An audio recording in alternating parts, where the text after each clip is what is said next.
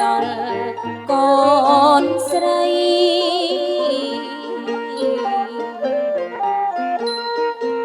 ឥឡូវពេលនេះម៉ែអើយមានប្តីតាមប្រពៃណីច្បាប់ពីបុរាណឥឡូវថ្ងៃនេះ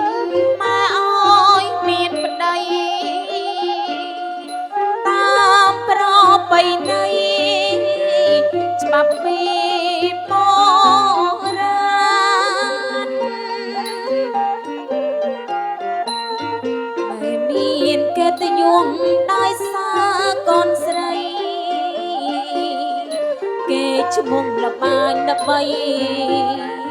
កូនរក្សាបានបែមានកិត្តិយសដោយសារកូនស្រីគេឈ្មោះល្បាញដើម្បី